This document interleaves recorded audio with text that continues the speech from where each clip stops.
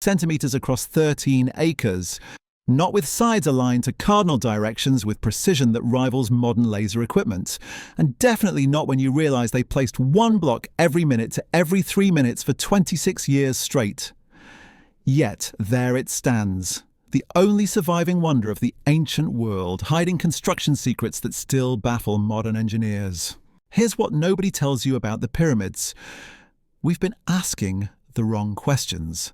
For centuries, we fixated on how workers moved stones or whether ramps could support such weight.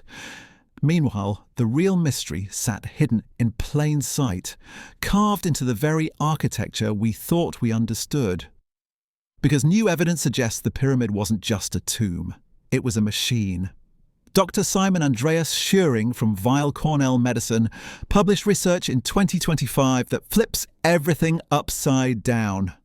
The Grand Gallery, that massive ascending corridor inside the pyramid that everyone assumed was ceremonial, it wasn't a hallway at all. It was a functioning ramp. The ascending passage wasn't meant for priests or pharaohs. It was infrastructure. According to Schuring's analysis, the ancient Egyptians built the pyramid from the inside out, using a network of counterweights and pulley systems embedded within the structure itself as they raised it higher. Think about what that means for a second. Every interior space we thought existed for ritual purposes might have been a working component of a construction apparatus. The pyramid wasn't decorated after completion, it was functional during construction, then repurposed once the work finished. That's why certain chambers make no architectural sense. They weren't designed for the final product, they were designed for the process. But let's back up, because the engineering problems here are staggering in ways most people never consider.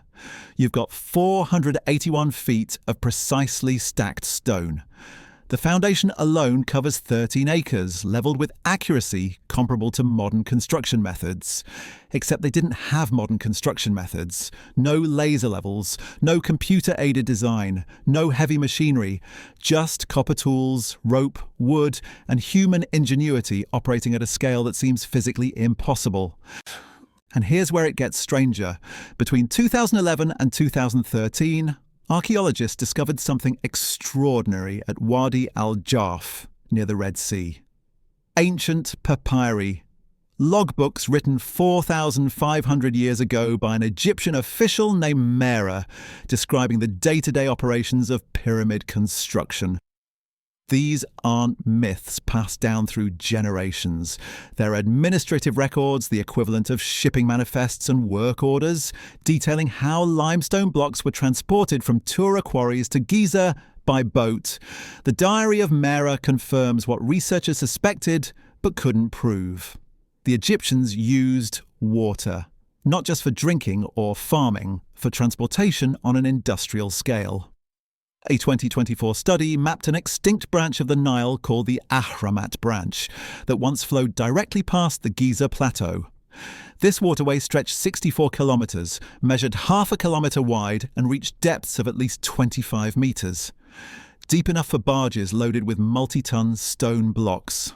Close enough to eliminate the impossible task of dragging millions of blocks across miles of desert sand. That branch disappeared due to drought and desertification, erasing crucial evidence of how the logistics actually worked. Imagine trying to reverse engineer Amazon's delivery system after all the roads vanished. You'd see the warehouses, the distribution centres, the final destinations. But the connection between them, gone. That's what happened here. The Nile branch was the highway. Without it, the whole operation looks supernatural. Yet, even with water transport solved, you've still got the problem of moving 2.5-ton blocks from boats to construction sites to their final positions hundreds of feet in the air. Modern experiments revealed something fascinating. A tomb painting from 1900 BCE shows 170 men dragging a massive statue on a sled while someone at the front pours water onto the sand. Archaeologists tested this. Adding just 2 to 5% water to sand reduces the pulling force required by up to 50%. The water creates a thin layer of moisture that prevents sand grains from piling up in front of the sled, essentially creating a smoother surface for transport. Mark Lehner and his team proved the concept by placing stones on wooden sledges and sliding them along wooden tracks. 12 to 20 men could tow a 2-ton stone this way. Scale that up, organise your workforce efficiently, and suddenly you've got a viable method for moving millions of blocks. Not easy, not fast, but possible. Which brings us to the workforce itself, and this is where popular imagination has gotten everything backwards. For centuries, people assumed slaves built the pyramids. Forced labour, brutal conditions, thousands dying under the whip. Then in 1988, archaeologist Mark Lehner uncovered the workers' village southeast of the pyramids. What they found wasn't evidence of slavery. It was evidence of a functioning city. Houses, administrative offices, bakeries producing thousands of loaves daily, breweries, a hospital with evidence of successful surgeries, a cemetery where workers were buried with honour, their broken bones healed through medical treatment. The skeletons tell a story nobody expected. These weren't slaves, they were skilled labourers, organised into specialised crews with names like Friends of Khufu and Drunkards of Menkaure. They worked 3-month shifts, probably farmers whose agricultural work paused during the annual Nile flooding. They were fed over 4,000 pounds of meat daily. Cattle, sheep, goats. They received medical care advanced enough to perform skull trepanation and limb realignments. They were paid in bread and beer, which functioned as currency. This wasn't oppression, it was employment. A massive state project that redistributed wealth throughout Egyptian society while accomplishing something no civilization had attempted before. But here's what's really unsettling about all this. The organisational capability required to coordinate 20,000 to 30,000 workers, manage supply chains stretching 500 miles to Aswan for granite, maintain quality control, ensuring blocks fit together so tightly you can't slide paper between them, and sustain operations for 26 years without interruption. That level of administrative sophistication suggests something we haven't fully grasped yet. The ancient Egyptians weren't primitive people stumbling towards civilization.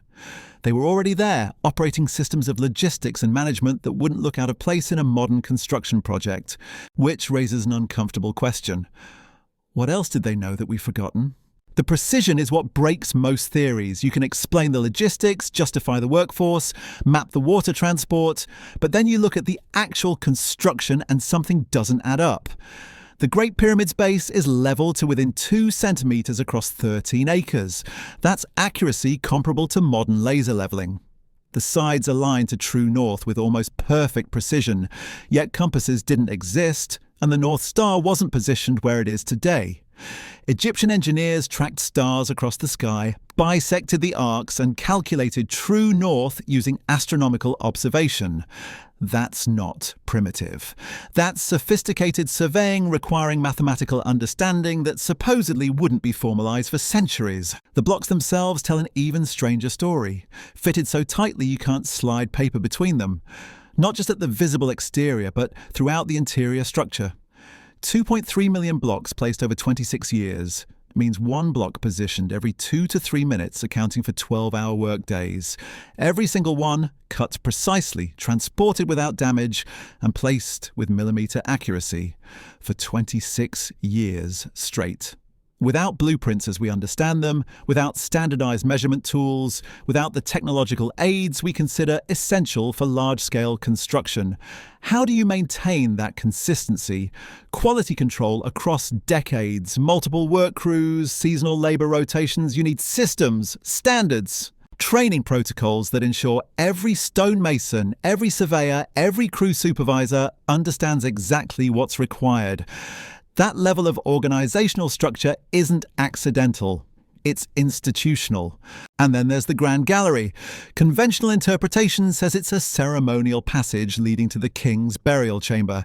But look at its construction. 28 feet high, corbelled ceiling, perfectly angled at 26 degrees. A 2025 study by Dr. Simon Andreas Schuring suggests something radically different. What if the Grand Gallery wasn't ceremonial at all? What if it was functional? a massive internal ramp system using counterweights and pulley mechanisms to lift stones as the pyramid grew. The ascending passage would have served the same purpose, moving blocks through steep interior corridors rather than hauling them up external ramps. It's not proven, but it addresses a problem nobody wants to discuss. External ramps would need to be enormous, longer than the pyramid itself to maintain workable angles.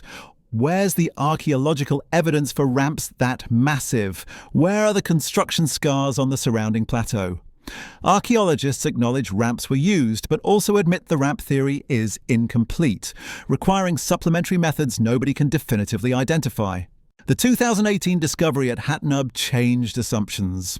A 4,500-year-old ramp system with a slope exceeding 20%, double what experts thought possible for ancient Egyptian construction.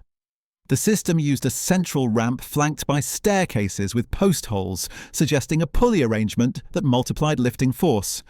If they could manage that at a quarry, what could they achieve at Giza with unlimited resources and the kingdom's best engineers?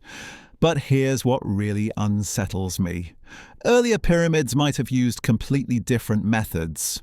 Research published in PLOS1 suggests the step pyramid of Djoser at Saqqara employed hydraulic lifts. Not speculation, but analysis of interconnected water management features on the plateau. The Gisar El Mudir, a massive stone enclosure, functioned as a check dam collecting runoff from the Ab-Usir Wadi.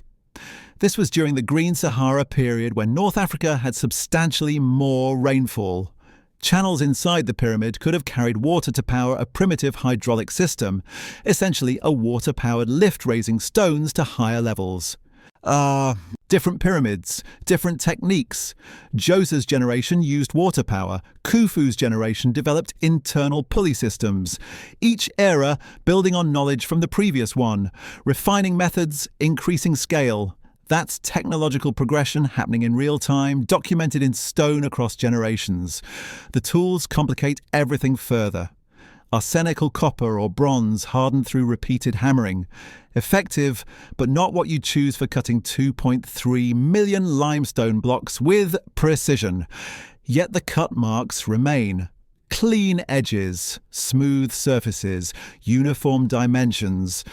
Either their copper tools were far more effective than modern metallurgical analysis suggests, or they had techniques we haven't identified. Techniques that left no trace except the results themselves. Then there's the casing stones. The entire pyramid was originally covered in polished white limestone from the Tura quarries transported across the Nile and fitted so precisely the surface would have been nearly seamless. A gleaming geometric monument visible for miles, reflecting sunlight like a beacon. Most of that casing was stripped away over centuries, repurposed for other buildings, but the few remaining pieces at the pyramid's base still show the quality. Smooth, polished, fitted with joints so tight they're barely visible. Modern scanning technology keeps finding more questions. Muon particle detection revealed a massive void above the Grand Gallery in 2017. Purpose unknown. A 2025 study using radar and ultrasound detected another void beneath the Menkaure pyramid. Possibly a hidden entrance, but remotely operated cameras show no footprints, no evidence of human activity. Empty spaces within structures supposedly mapped and understood for over a century. What else is hidden inside? What other voids exist that our technology hasn't detected yet? And why would builders create these spaces? Structural necessity, religious significance, or something else entirely? The Scan Pyramids project continues probing the internal architecture without damaging the monuments, but every discovery generates new mysteries rather than resolving old ones. Which brings us back to that uncomfortable question. What did they know that we've forgotten? Because looking at those precision alignments, something becomes unavoidable. The Great Pyramid's base is level to within 2 centimetres across 13 acres. That's accuracy comparable to modern laser levelling. The sides align to cardinal directions with precision we struggle to explain, especially since compasses didn't exist and the North Star wasn't in its current position. Egyptian engineers tracked stars across the sky, bisected the arcs to find true north. Sophisticated astronomical observation translated into architectural exactness. But that requires coordination across the entire project. Quality control systems maintaining consistency over 26 years of construction. One block every minute to every 3 minutes, placed with joints so tight you can't slip paper between them. That's not just skilled labour. That's institutional knowledge, training programs, oversight hierarchies ensuring every stone met specifications before placement. The workforce reveals this organisation clearly. When Mark Lehner uncovered the Giza workers' village in 1988, it changed everything. Not slaves, but paid workers. Skilled craftsmen supplemented by seasonal farmers who worked during the Nile's annual flooding when agriculture was impossible. The settlement contained houses, administrative offices, bakeries, breweries, a copper workshop, a hospital, a cemetery showing healed fractures, successful amputations, even skull trepanation. Medical care advanced enough to perform complex surgeries and ensure recovery. Over 4,000 pounds of meat slaughtered daily. Bread and beer serving as currency. Workers divided into crews, gangs and files, each with specific responsibilities. This wasn't forced labour. This was a state-sponsored welfare system redistributing wealth throughout Egyptian society while accomplishing monumental goals. Think about what that means. A kingdom organising 20,000 to 30,000 workers in 3-month shifts across 26 years, feeding them meat-rich diets, providing medical care, housing them in purpose-built settlements, training them in specialised skills, all while maintaining precision that we admire today with modern technology. That's bureaucratic sophistication, administrative capacity, logistical planning at scales most ancient civilizations never attempted. And they left documentation. The diary of Merah, discovered at Wadi al-Jarf, describes transporting limestone from Tura quarries to Giza by boat. More than 4,500 years old, these papyri provide the oldest written records about pyramid construction.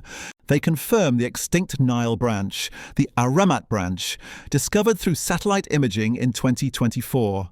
A waterway 64 kilometres long, half a kilometre wide, 25 metres deep, crucial for moving materials and labour. It disappeared due to drought and desertification, but during construction it was the highway connecting quarries to building sites. They even left evidence of their techniques. That tomb painting from 1900 BCE showing 170 men dragging a statue while someone pours water on sand.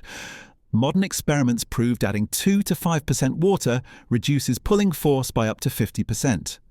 Wooden sledges on wooden tracks, 12 to 20 men moving 2-ton stones. Mark Lehner's team successfully replicated this building, an 18-foot pyramid. The methods work. They're documented. They're tested. So, why does mystery persist? Because we keep expecting ancient people to think like us.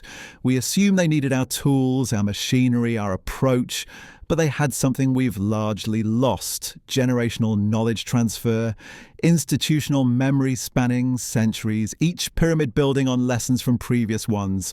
Djoser's hydraulic systems during the Green Sahara period, Khufu's internal pulley networks, techniques refined across dynasties until they achieved what we see at Giza. Not aliens, not lost super civilizations, humans organising human labour with human ingenuity across human timescales. The real question isn't whether they could do it. The evidence proves they did.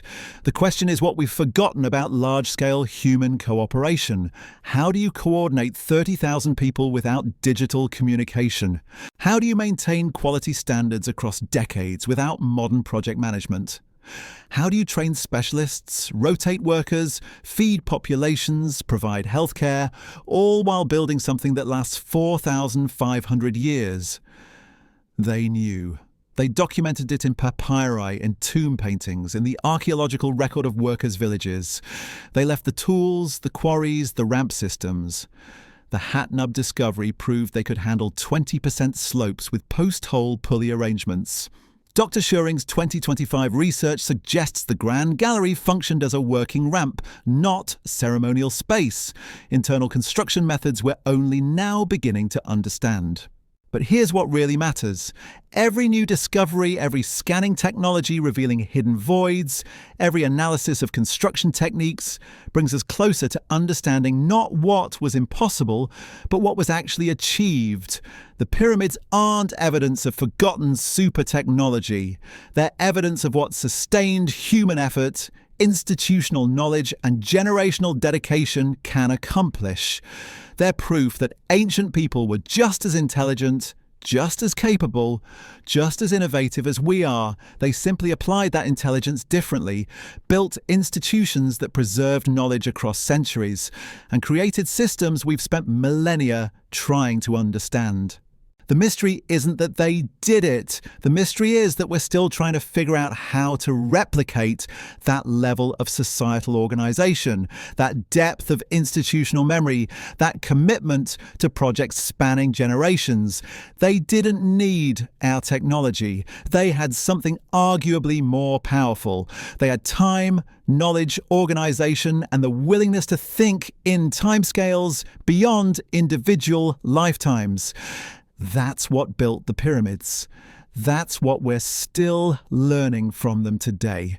Human achievement preserved in stone, waiting for us to finally understand what we're actually looking at. Standing at the base of the Great Pyramid today, you're not looking at ancient mystery. You're looking at human capability documented in 2.3 million stone blocks. Every theory we've explored, every technique we've analysed, every discovery from workers' villages to hidden voids points to the same conclusion. They weren't superhuman. They were organised, methodical, patient. They thought in generations, not quarters. They built institutions that preserved knowledge across centuries. They created systems so effective we're still trying to reverse engineer them with modern technology. The real secret of the pyramids isn't hidden in some lost chamber or forgotten technique. It's visible in every precisely cut block, every astronomical alignment, every healed bone in the workers' cemetery. It's the proof that humans, given enough time, organization, and collective purpose, can achieve things that seem impossible. We haven't lost ancient super technology. We've lost the ability to think and build on timescales beyond our individual lives. That's what made the pyramids possible. That's what we're still trying to relearn. The answer was never about how they moved the stones. It was always about how they moved themselves together towards something greater than any single generation could complete. Human achievement preserved in stone, still teaching us what we're capable of when we remember how to think beyond ourselves.